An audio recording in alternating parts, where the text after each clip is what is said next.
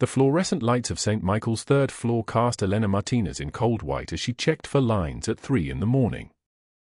Her movements were precise and economical. 8 months on night shift in Savannah. 8 months of deliberately invisible.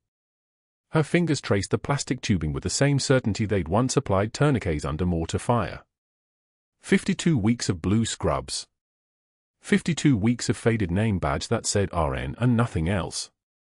Inside her jacket lining, sewn into the canvas where no one would see it, a unit patch waited like a loaded weapon. The patch was from 3rd Battalion, 5th Marines, a dark horse. The stitching had frayed at the edges. She'd sewn it herself in a hotel room in Fort Liberty before catching her flight to Georgia. 15 years ago, she'd walked out of Ramadi with this unit emblem pressed against her ribs. Now it sat in the lining of a hospital jacket, testimony to a life that had to stay buried. James Chen was in room 347. Room 347 was why she'd taken this assignment. Room 347 was classified. She pushed the medication cart down the 3rd floor corridor, the wheels squeaking softly against polished tile. The sounds of a hospital at night were different from the sounds of a forward operating base, but they both meant the same thing: people in crisis, people needing someone to keep them alive until morning came. The ventilator in room 344 wheezed its mechanical rhythm. The heart monitor in 345 beat steadily. The ice machine hummed from the nursing station behind her. All of it familiar. All of it a language she'd spoken before she ever became a nurse. She'd learned to be a nurse in the field first. Combat medic for the 160th SAW, a Night Stalkers, running extraction support on helicopter insertions when the shooting got heavy. Her hands had stabilized spinal columns in the backs of Black Hawks. Her hands had started full lines using only moonlight and muscle memory. Her hands had held compression on wounds where the bleeding wouldn't stop and the chopper ETA kept getting pushed back. When she left active duty, nursing felt like operating in slow motion. But that wasn't why she was at St. Michael's. The Pentagon had placed her here for months after she'd finished her RN program at Georgetown. No mistake. No coincidence. The assignment had come in a sealed envelope at her graduation ceremony, handed to her by a woman in a civilian suit who never gave her name. Captain Martinez, your country has one more job for you. The job had a code name and a patient. Operation Sentinel Watch. Monitor James Chen. Room 347 was dark. Elena moved through the doorway with the kind of silence that came from years of practicing it. Tactical movement translated poorly to hospitals, but the principle was the same: don't startle the patient, don't announce yourself, arrive like you belong there. James was awake.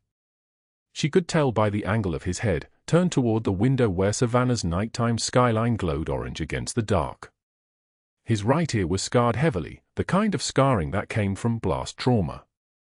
His left side was worse. She'd seen his audiogram. Bilateral sensory neural hearing loss, severe to profound. The IED in Ramadi had taken his hearing when it took his assignment rotation. He'd been scheduled to fly out 72 hours later. She'd been flown in to replace him. That was 15 years ago. They'd never met before today. Elena checked his vitals without speaking. Blood pressure 118/74. Heart rate 62. Steady. Calm. The man in the bed had the kind of composure that came from having been through something that sorted people into two categories: the ones who broke and the ones who learned to carry weight. She recognized the look. She'd seen it in her own mirror for a decade and a half. His eyes found hers. Dark eyes. The kind of eyes that had seen Fallujah streets and Jolan district firefights. His hands moved, fingers shaping American Sign Language. She understood enough from the tactical training at the farm, basic greetings, medical terminology, directional instructions. But his signs were too fast, too fluid. He was signing something she didn't catch, his face suddenly alert in a way that suggested he'd recognized her too. Elena signed back slowly. Rest now. The words were simple. The moment was not. She finished checking his lines, central line clean, no signs of infection, dressing intact, and left the room the way she'd entered it, quietly, the way ghosts move through hospitals at 3 in the morning. Her pulse hadn't elevated. Her hands hadn't trembled. She'd been trained by people who believed that emotion was luxury you couldn't afford, and she'd learned the lesson so well that she sometimes forgot what it felt like to be anything but steady. Dr. Marcus Mercer arrived for morning rounds at 6:30. Elena saw him first from the medication room, where she was restocking supplies. He came around the corner with the kind of stride that announced authority, his white coat pristine, his shoes Italian leather, his gold cufflinks catching the hallway lights. He was reviewing Elena's personnel file as he walked, his face arranged in the particular expression of disdain that certain men reserved for those who occupied space they hadn't authorized. He was tall. Tall enough that people tended to listen when he spoke. Tall enough that people forgot to check whether he was right. Elena had seen the type in the military too, the kind of officer who believed that rank and credentials were armor, who couldn't imagine a world where someone could earn authority without the letters that proved it. He didn't see her watching from the medication room. That was fine. Elena understood the tactical advantage of being overlooked. His eyes landed on her name in the file. Elena Martinez. He pronounced it the way Americans pronounced everything, confidently and incorrectly. His expression shifted into something sharper, more focused. A predator had scented something out of place. Elena watched him work through the mental calculation. RN license, Georgetown, passed boards on first attempt, no advanced certification, no master's degree, no specialization. Just a night shift nurse with steady hands and blue scrubs and no credentials worth respecting. What he saw, a floor nurse without the institutional armor to protect herself. What he didn't see, 15 years of Special Forces medical training. Courses at Brooke Army Medical Center that didn't appear on civilian transcripts. Combat experience in locations the Pentagon didn't officially acknowledge. A woman who'd run field operations in countries whose names couldn't be mentioned outside secure facilities. What he didn't see, the legend they called Phantom in Ramadi. Dr. Mercer folded the personnel file and tucked it under his arm. His jaw moved like he was working through something unpleasant. Elena recognized the look. It was the look of a man who'd just identified a problem that needed solving. She returned to the medication room, moving with the kind of deliberate quietness that kept her below his notice. There were 47 patients on the 3rd floor. 47 people who'd needed medication, monitoring, assessment, conversation. She'd spoken to every single one of them during her shift. 47 conversations. 47 times she'd made eye contact. 47 moments where she'd let people see exactly as much as they expected to see, a competent nurse, attentive and professional, no threat to anyone. What they didn't know was that she was reading them. Reading their vital signs like intelligence reports. Reading their fear like classified documents. Reading the way their families sat beside their beds and whether they'd survive the next 72 hours based on how they held the patient's hand. 15 years of combat training didn't disappear just because you changed uniforms.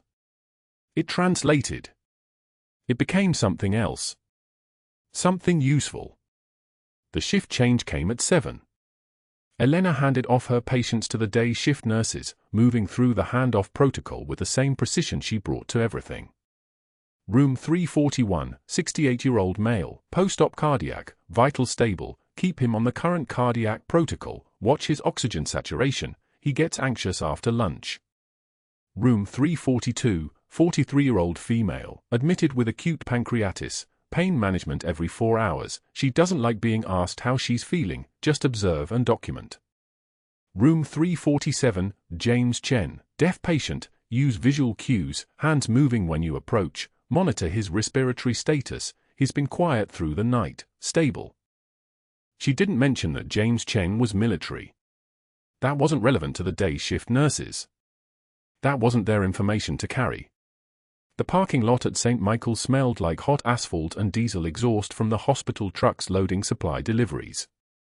Elena walked to her car, a 2009 Honda Accord, deliberately forgettable, deliberately matched to her civilian identity, and sat in the driver's seat without starting the engine. The sun was rising over Savannah, turning the sky the color of old copper. She pressed her hand against the interior jacket pocket where the unit patch sat in its hidden lining. The canvas was soft from 15 years of handling. The stitches were still perfect. She'd been assigned to monitor James Chen. The Pentagon wanted to know if combat exposure had made him a security risk or a resource. That was the official language. That was the language they'd used when they briefed her on the mission. But Elena understood what they were actually asking. They wanted to know if a deaf medic who'd seen what he'd seen in Ramadi could be weaponized again. They wanted to know if he was dangerous or useful. They wanted to know if he could still be activated. The Pentagon didn't ask people to spy on other veterans without a reason. The reason usually involved national security. Sometimes it involved a name on a list. Sometimes it involved operations that hadn't been declassified yet and wouldn't be for another 20 years, if ever.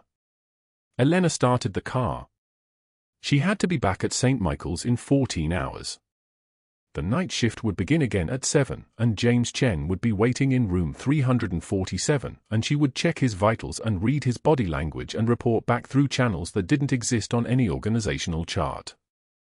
She would be a nurse with steady hands and blue scrubs and no credentials worth respecting. She would be invisible.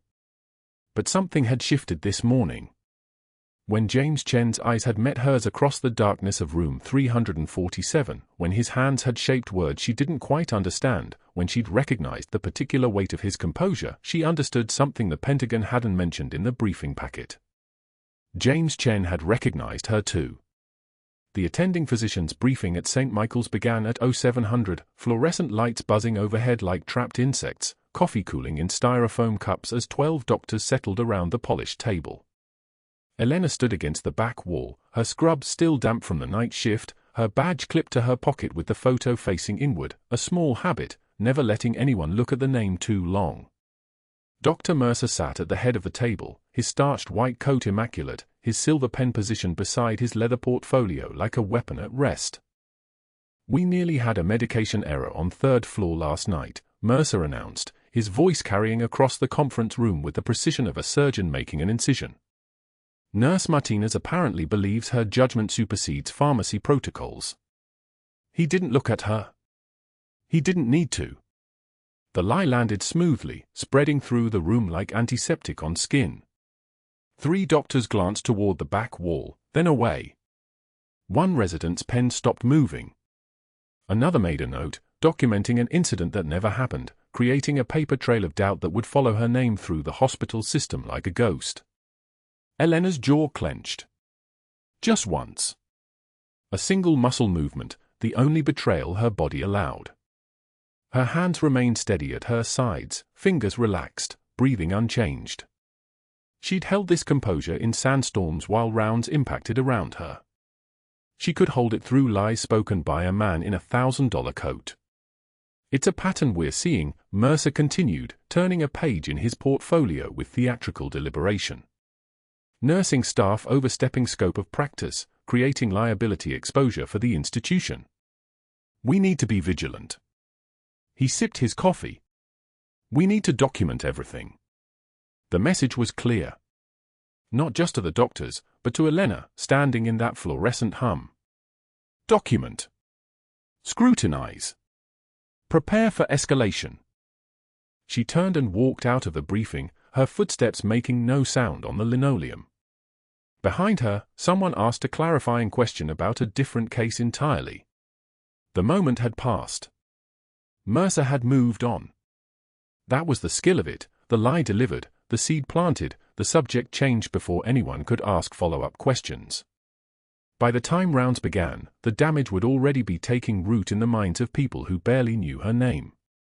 At 1,100 hours, Elena stood at the medication cart outside room 347, drawing up insulin for her diabetic patient on the second floor, when the sound of footsteps, many footsteps, announced the arrival of Dr. Mercer's grand rounds.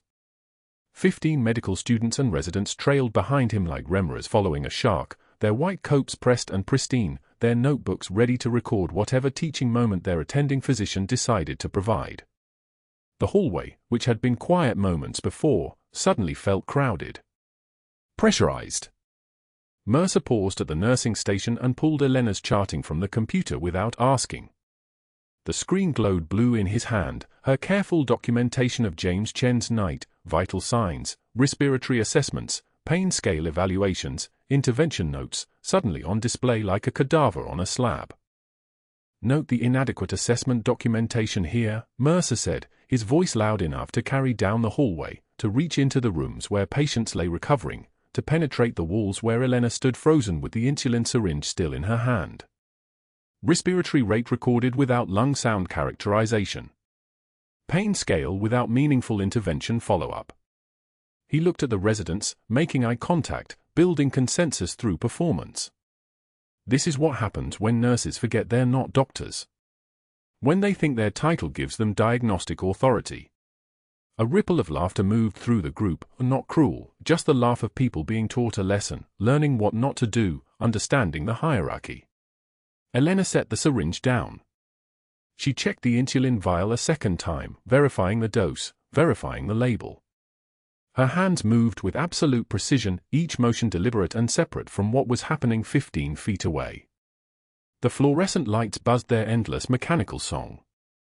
The heart monitor in room 346 beeped its steady rhythm. The world continued. People would keep needing medication. Patients would keep needing care. None of this mattered except that it all mattered, because Mercer was building a narrative and she was the character in it. She finished the preparation, capped the needle, and walked into room 347. James Chen was awake, his hospital gown loose around his shoulders, his deaf ears hearing nothing of the humiliation being performed in the hallway outside his door.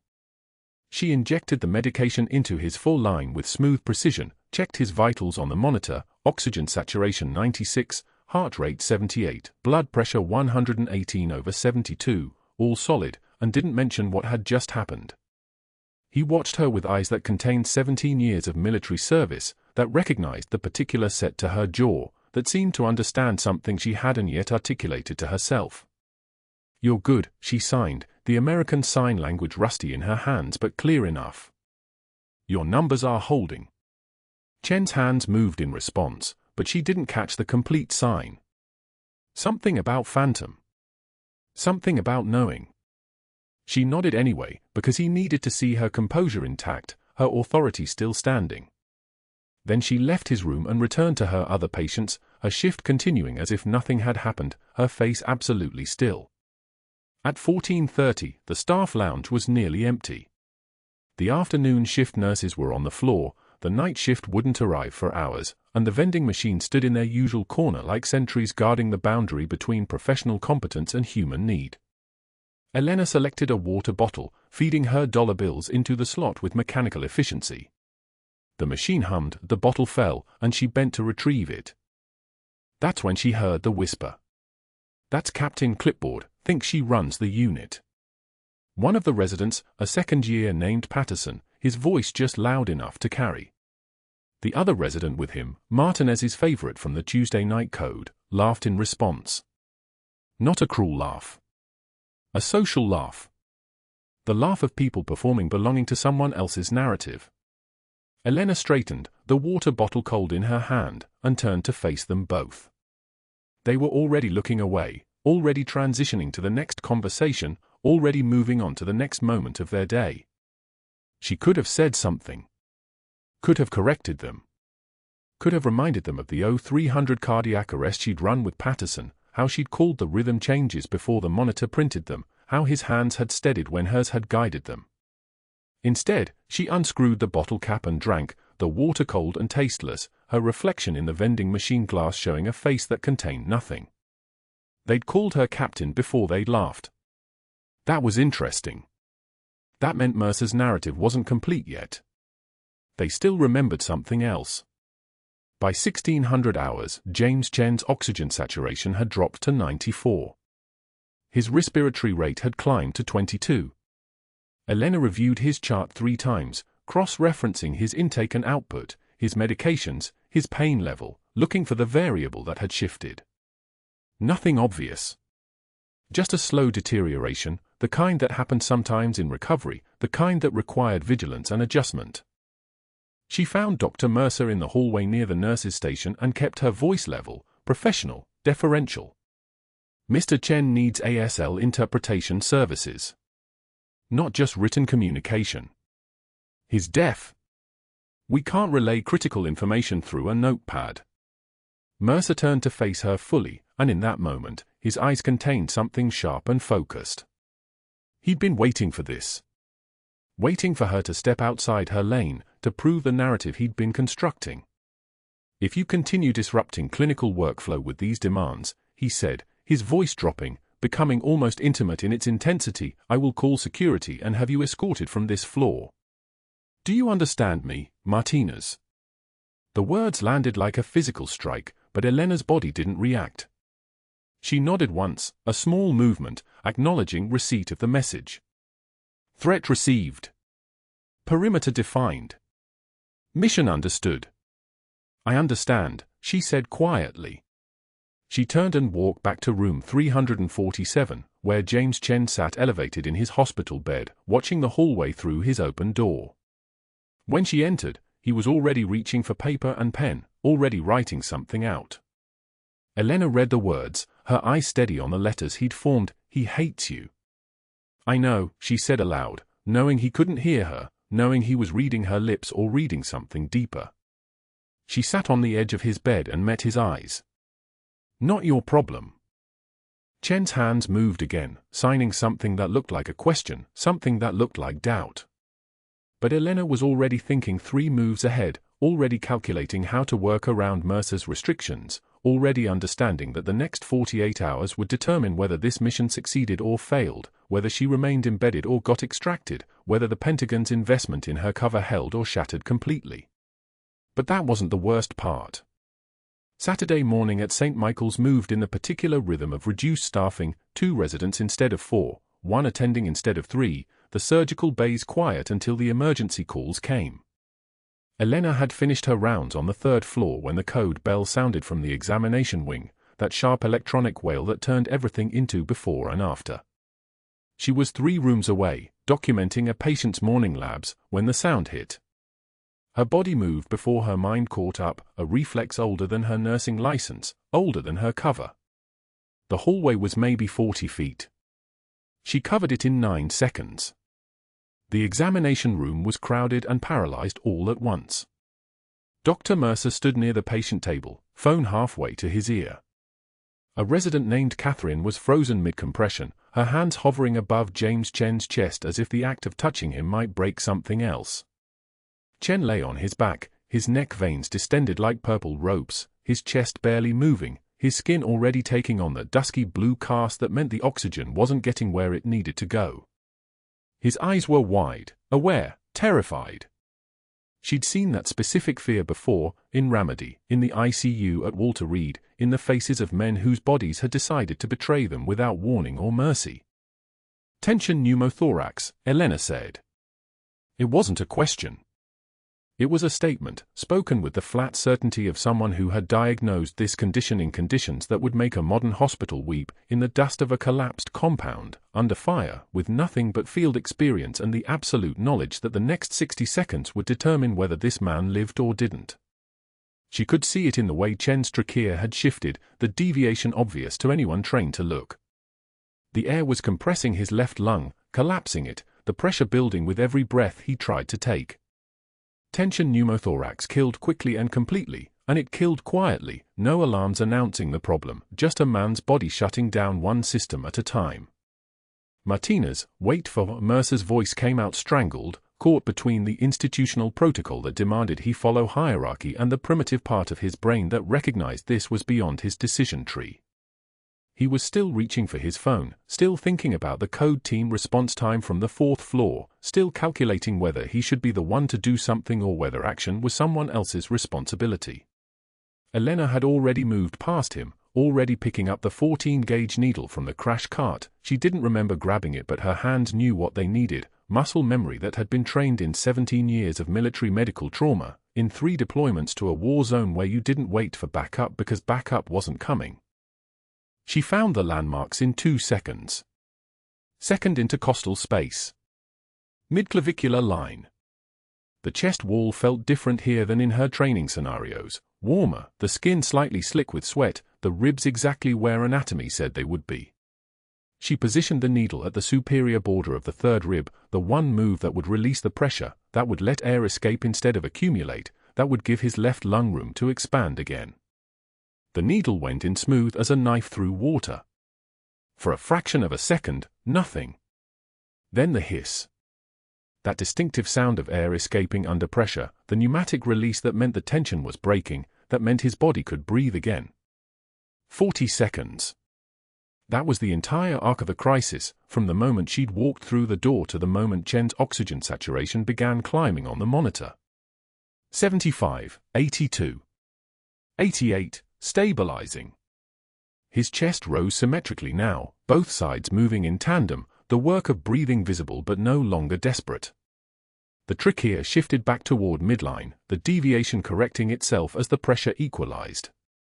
His neck veins softened, the purple rope-like distension gradually releasing. By the time his eyes focused again, he was already breathing better, already returning to something that resembled consciousness. The code team arrived 17 seconds later, thundering through the door with the controlled urgency of people trained for this: crash cart, defibrillator pads, the attending trauma surgeon from the 4th floor whose name was Morrison and whose face went through a series of expressions when she took in the scene. Mercer was standing near the wall now, his phone still in his hand, untouched. Catherine was backing away from the table, her hands at her sides, her face somewhere between shame and awe. Morrison looked at Chen's chest, at the needle still in place, at the monitors showing stable vitals, and then she looked at Elena. "What did you give him?" Morrison asked. Not a challenge. A genuine question from someone trying to understand what had just happened in the 14 seconds before she'd arrived. 14-gauge needle decompression, Elena said. Her voice was steady, clinical, the voice of someone who'd performed this procedure in conditions that would make this sterile examination room look like a 5-star resort. Tension pneumo. Pressure was crushing his left lung. He needed immediate release or cardiac arrest in under 2 minutes. She stepped back from the table, letting Morrison and the code team move in, her role in this particular crisis finished. But not finished. Catherine was staring at her with something like reverence. One of the code team residents, a kid named David who Elena had trained last month on proper medication administration, was looking at her the way you looked at someone who'd just moved between worlds. For 3 minutes, she felt it. The recognition that came from doing something impossible in front of people trained to recognize excellence. It wasn't gratitude. It was something deeper, the acknowledgement that passed between professionals who understood the weight of seconds, the terrible mathematics of oxygen saturation and time. Even Mercer's expression shifted, just fractionally. A flicker of something that looked like respect before he caught himself, before he seemed to remember who she was supposed to be in this hospital's hierarchy. Just a nurse. Just someone whose hands knew too much, whose instincts ran too deep, whose presence in this room meant something was wrong with the carefully maintained order of things. Elena turned and walked back into the hallway. Her heart rate had already normalized. Her breathing was even. Her hands, when she looked at them, weren't shaking, they'd stopped shaking years ago, somewhere between her first deployment and her second, at some point when fear had become information instead of a signal to run. Behind her, through the open doorway, she could hear Morrison asking questions in rapid succession, already planning the next steps, already moving Chen toward the ICU for proper monitoring and imaging. She could hear Catherine explaining what had happened, her voice small and uncertain, trying to construct a narrative that made sense of a woman simply knowing what to do in a moment when knowing meant everything. But that wasn't the worst part. The worst part came when Elena reached her locker on the break room, when she pulled out her phone and saw the message notification already waiting. A text from an unknown number, routed through a secure VPN, Mercer's making calls. Movement detected. Suggest you prepare for tactical shift. The Pentagon. Already aware. Already calculating. Already understanding that this moment, this 40-second window where Elena had revealed exactly how much she knew, exactly what she could do, had just become a massive security liability. She'd been embedded for 8 months with her identity intact, her cover solid as concrete, her mission parameters clear: monitor Chen, assess his current status, determine whether his combat exposure and hearing loss represented a security risk or a potential asset. Except she'd just shown the entire hospital what assets looked like. She'd just proved, in 40 seconds and one perfectly executed needle decompression, that she was operating at a level of competence that didn't fit any normal nursing profile. The faded unit patch was still in her jacket lining, the one she'd kept since Ramadi, a piece of an IED-shattered Humvee, resewn into fabric by hands that understood what those scraps meant. That patch was supposed to stay invisible. That rank was supposed to stay hidden. That skill set was supposed to be compartmentalized, locked away, available only if everything else failed. She'd just used it in front of 15 witnesses. And in the hallway outside Chen's examination room, Dr. Mercer had already started making phone calls, his voice carrying that particular tone of someone who'd just realized the threat in his hospital was bigger and more dangerous than he'd calculated. The phone call started at 10:47 a.m., before Elena had even finished documenting the needle decompression in Chen's chart. Dr. Mercer's office door closed with the kind of deliberate softness that carries more weight than a slam. She could hear his voice through the wall, not the words, but the tone, sharp and commanding, the sound of a man recalibrating his strategy. Within 20 minutes, her name began disappearing from the unit board. The first reassignment came through the charge nurse at 11:03, Elena's afternoon patients, the diabetic in 3:14 and the post-op knee replacement in 3:17, had been transferred to another nurse. Then another. By 11:45, Elena had no patients assigned to St. Michael's third floor. She'd saved Chen's life in 40 seconds, and Dr. Mercer had spent the next hour erasing her from the hospital's operating system like she'd never existed. The computer terminal where schedules lived was kept in the nursing station, accessible to supervisory staff. At 1200, Elena watched Dr. Mercer log in from across the room, his fingers moving with surgical precision through the hospital's staffing software. He wasn't trying to hide what he was doing. 3 clicks, and the overnight schedule for the next 7 days restructured itself. Elena's name, which had been anchored to Chen's room, vanished. A resident named Jackson replaced her. The message was unmistakable: she was no longer trusted with this patient, and Dr. Mercer wanted everyone to know that he'd made the decision. He wanted it documented in the system, a permanent record that he'd acted decisively to contain her. What happened next had the precision of a hunter closing a trap. At 12:30, Elena tried to badge into the ICU where Chen had been moved after the crisis stabilized. Her access card, which had worked that morning, now returned a red light and a dull electronic buzz. Denied. She stood there for 3 seconds, holding the badge in her hand, understanding that Dr. Mercer had already called security and had her clearance restricted to the 3rd floor and the break room. Just the essential spaces. Nothing that mattered. She could still walk the halls of her own exile, could still clock in and out, but she could no longer reach the patient she'd been sent to protect. The badge felt heavier in her hand than it had that morning. The formal complaint arrived at 13:47 by certified email, copied to the director of nursing, the hospital administrator, the risk management department, and 3 attending physicians. Dr. Mercer had typed it himself, his language precise and institutional. Elena had performed a needle decompression, an advanced intervention beyond the scope of licensed nursing practice, without physician authorization, without proper supervision, and without following the chain of command protocols that existed specifically to prevent this kind of dangerous freelancing. The email concluded with the phrase, "Patient safety requires immediate corrective action and removal from clinical duties pending investigation." The words sat in her inbox like a diagnosis, each one carefully chosen to make her look reckless, ambitious, dangerous. Elena read it at the nurse's station while 2 residents pretended not to watch her. Her jaw moved once, a single clench, and then nothing. She closed the email and returned to the remaining paperwork on her desk, 3 hours of shift left, and nowhere to go. The hospital had become a place where she moved through space without touching anything that mattered. She was a ghost in scrubs, and Dr. Mercer had made sure everyone knew it. The call from the director of nursing came at 14:30. "Elena, can you come to my office?" Not a question. The director's name was Patricia Holbrook, a woman who'd been kind enough to Elena in the months before Mercer had begun his campaign. She'd never asked Elena to sit down in the office visits when there was bad news coming. She did this time. "I've reviewed Dr. Mercer's complaint," Patricia said, her hands folded on the desk. "I've also reviewed the protocol for advanced procedures in critical situations. What you did, what you performed, it was heroic. It was also outside your scope of practice."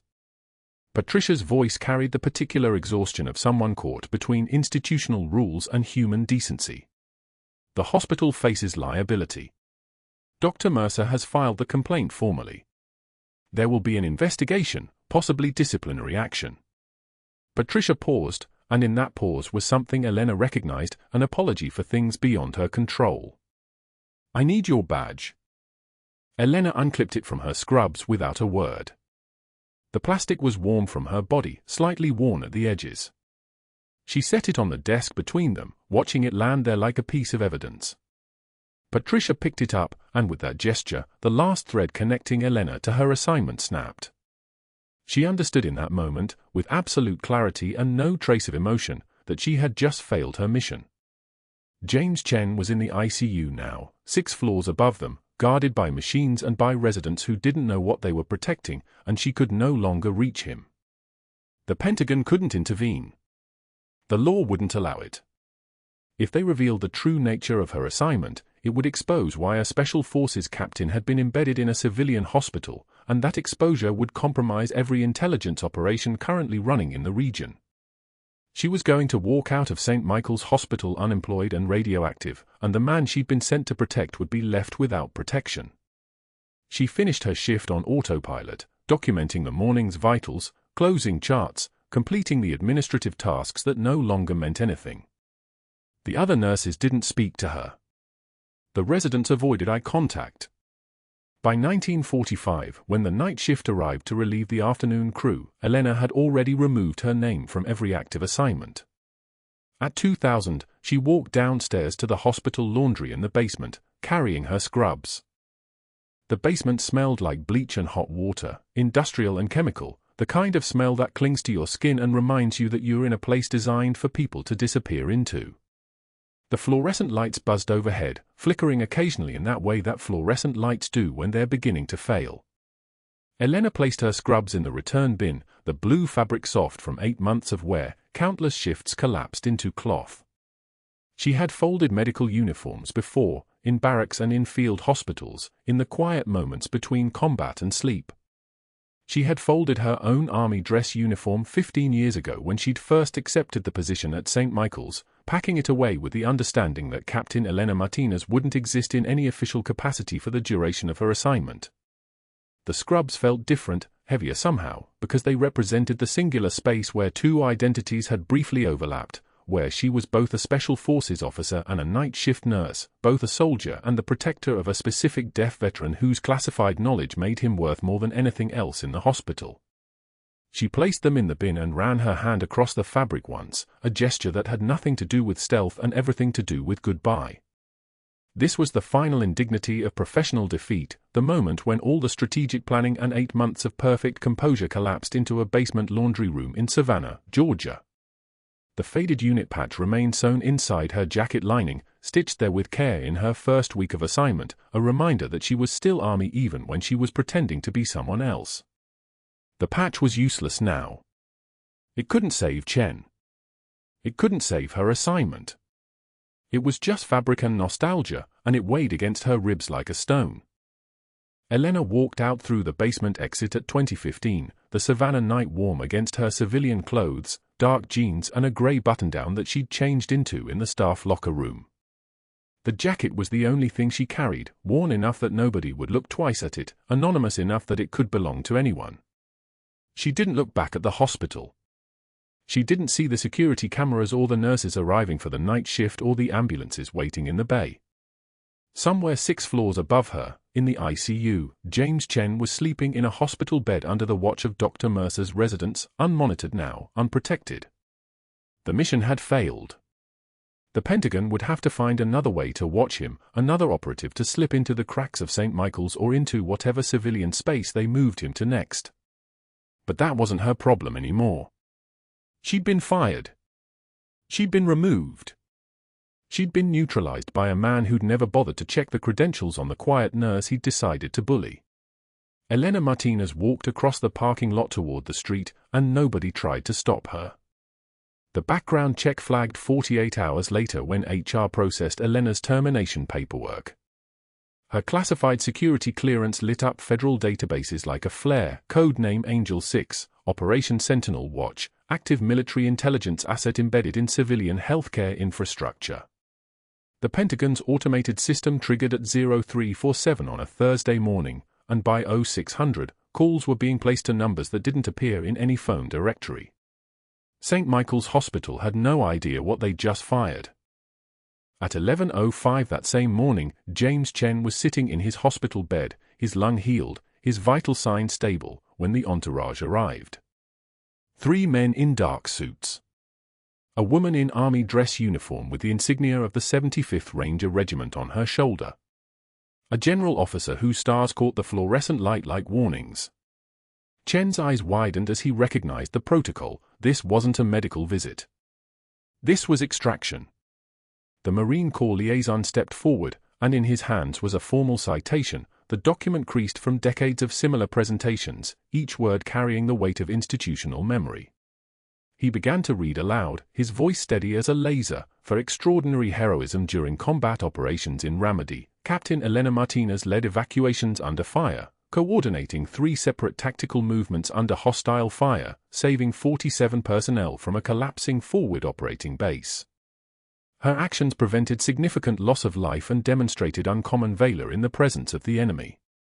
The words hung in the hospital room like smoke. Chen's hands moved before anyone could speak further, his fingers shaping the sign for Phantom, her call sign, the one she'd worn in the desert when she was someone else, someone harder, someone who'd made decisions that cost lives or saved them based on nothing but instinct and training. His eyes finally understood. He'd known the moment she'd advocated for him on the floor, known from her hands moving with the precision of someone who'd held wounded soldiers in worse light than hospital fluorescence. Phantom was real. She'd been there all along, pushing saline, charting vitals, keeping the world from knowing what walked among them. A 2-star general stepped forward, his presence making the air pressure change. He saluted, not the rigid protocol salute, but the respect salute, fist to chest, the kind given only to equals. On Elena's dress uniform, which had been brought from secure storage in Jacksonville, hung the silver star. Then the bronze star. 2 purple hearts in ascending order of prestige, each one representing moments when her body had paid the price for her decisions. The general's voice dropped to the range where serious men speak serious things. Captain Martinez, the United States Armed Forces recognizes your service and your sacrifice. The silence that followed was so thick you could operate in it. Chen wept silently, his hand still signing Phantom, understanding now that she'd been protecting him not from medical error but from the actual threat. She'd been his barrier against the world, learning what he carried in those hours of seemingly routine examination, what intelligence had moved through medical conversations disguised as patient assessment. But then the door pushed open again, and Dr. Marcus Mercer stepped through, his white coat still pressed, his face already searching for control. He demanded to know who'd authorized this circus, his voice a chisel trying to split granite. The general didn't answer. The general just looked at him with the expression of a man who'd seen civilizations collapse under smaller men than this, who'd watched ambition curdle into cruelty across 30 years of command. A Pentagon official, a woman whose title wasn't relevant, whose authority was absolute, presented documentation of Operation Sentinel Watch. The classified folder contained everything: Elena's briefing documents, her intelligence reports, the medical interactions with Chen that had harvested intelligence about weapons trafficking patterns moving through Helmand province. There were emails. Mercer's emails. The ones where he'd lied about Elena's qualifications to the attending physicians. The ones where he'd orchestrated her removal from Chen's care. Every strategic move he'd made, every calculated step to neutralize the threat he perceived, was now recontextualized as federal interference with military operations. The official's voice carried the precision of a prosecutor. "You attempted to remove Captain Martinez from contact with her assigned asset. You restricted her access badge to the ICU during active intelligence gathering. You filed false complaints knowing they would compromise an ongoing operation." Mercer's face went from white to gray. He tried to speak. "I had no way of knowing. This is a civilian hospital. She was just a nurse," but the general's look cut him off like a scalpel through silk.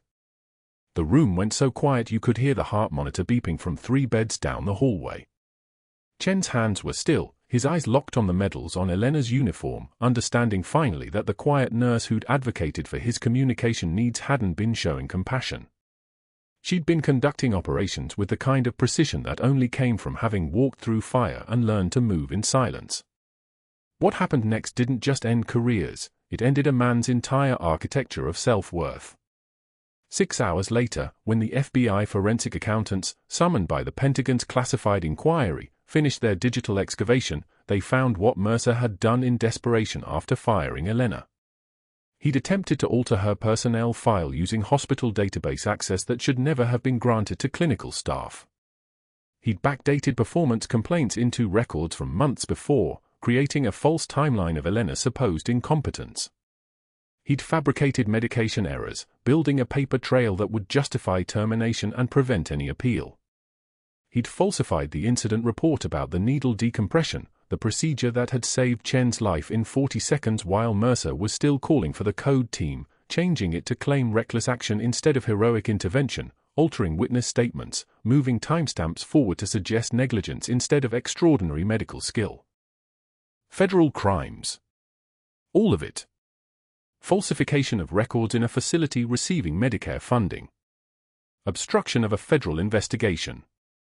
Interference with military operations.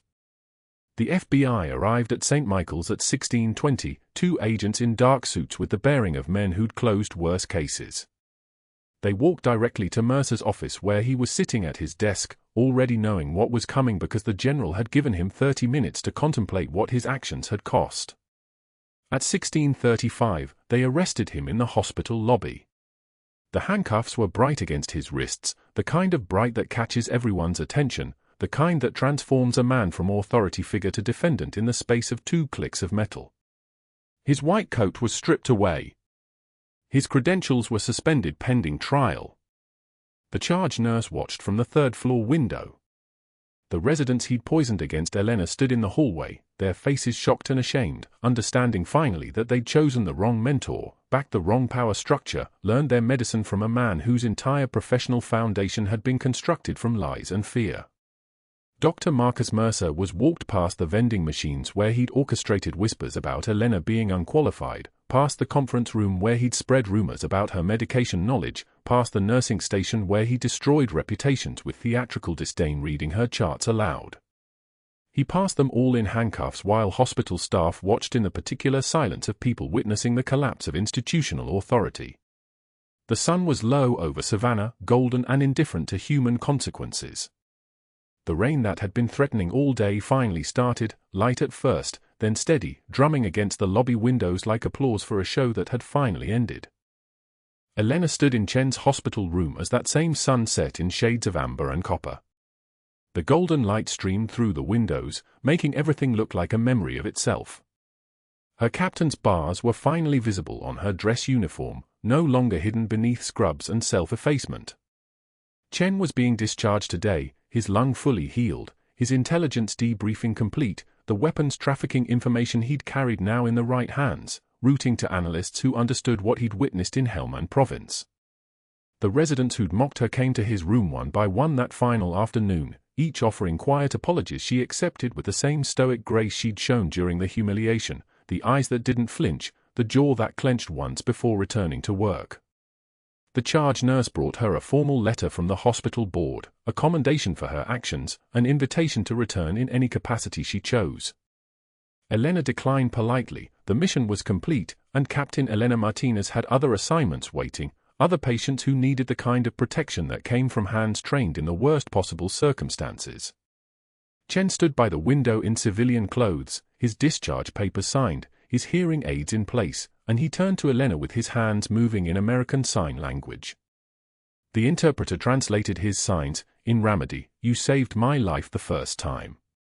Here, you saved it again. Who's protecting you, Phantom? Elena smiled, the first real smile she'd shown in 8 months of scrubs and silence, and her hands answered in the sign language she'd learned for this exact patient. I don't need protection. I am the protection. The interpreter spoke the words aloud as Chen laughed, his whole body shaking with the kind of laughter that only comes from understanding finally that the quiet person in the room had been the most dangerous one there, the one holding the real authority, the one who'd learned to move like apex predators through both combat zones and hospital corridors. Elena reached into her jacket to touch the faded unit patch one final time, the one sewn into the lining, the one she'd carried through 8 months of humiliation and strategic dismantling, the one that had kept her anchored to the real world while she'd lived behind the cover of a night shift nurse's badge. The hospital had learned what the enemy learned in Ramadi, that Elena Martinez didn't need credentials or status or permission to command a room. She just needed a mission and the skill to complete it. As Chen walked out toward his new life, Elena turned to the window overlooking Savannah, her reflection showing the captain she'd always been beneath the scrubs, the captain she'd chosen to become hidden beneath someone else's name. Dr. Mercer was at the community college now, teaching CPR certification classes for $15 an hour, his credentials reduced to a laminated card and a plastic mannequin named Annie, his institutional authority transformed into minimum wage anonymity. The residents who'd laughed at Elena would spend the rest of their careers knowing they'd misjudged the quiet person in the room, the one whose silence hadn't been weakness but operational security, whose composure hadn't been acceptance but the kind of restraint that only comes from having already survived the worst that the world could offer. If you're watching this right now, someone in your life is exactly like Elena, quiet, capable, waiting for the moment when they're finally allowed to show what they're actually made of. The ones we underestimate are often the ones protecting us without ever asking for recognition. If you believe in second chances, if you believe in the quiet strength of people who refuse to break under pressure, subscribe to this channel and hit the notification bell. Leave a comment below telling us about a time you underestimated someone who turned out to be far more than you expected. And share this story with someone who needs to understand that true heroism doesn't need an audience.